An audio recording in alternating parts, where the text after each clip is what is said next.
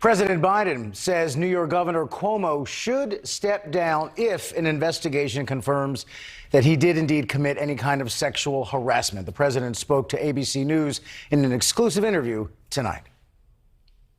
Here's my position. It's been my position since I wrote the Violence Against Women Act. A woman should be presumed to telling the truth and should not be scapegoated and become victimized by her coming forward, number one. But there should be an investigation to determine whether what she says is true.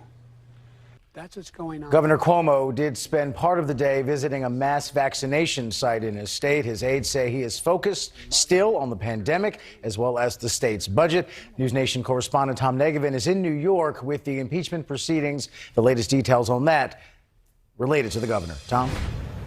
Well, actually in Albany, the New York State Capitol tonight, Rob. And yes, Assembly members here very focused on their own tasks as well. On that budget, working without the governor right now, but also on hiring a couple of lawyers this week to lead the Assembly's impeachment investigation of the governor, who, as you mentioned, keeping a low profile, looking at a COVID vaccine distribution site focused on that and on the state's recovery, we're told, from the COVID pandemic.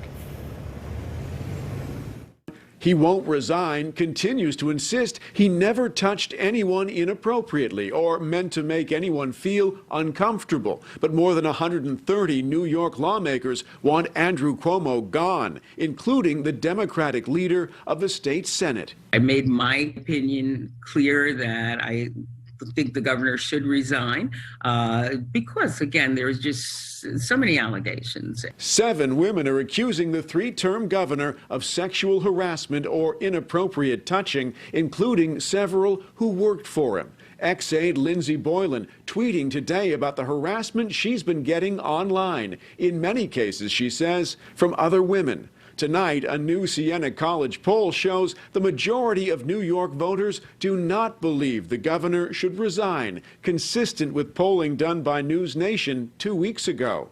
With a state budget due April 1st, lawmakers have been working without him.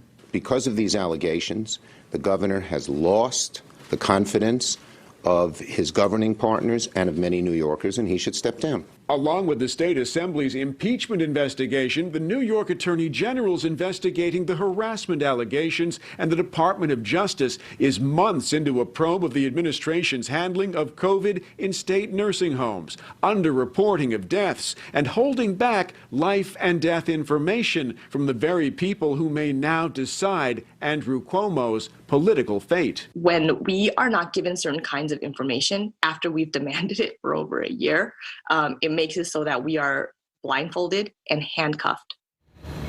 Cuomo accuser Charlotte Bennett met with investigators for 4 hours yesterday. Her lawyer tells us, producing about 120 pages of documents supporting her allegations. Another Cuomo accuser, Anna Liss, expected to meet with investigators later this week. Live in Albany, New York, Tom Negevin, NewsNation.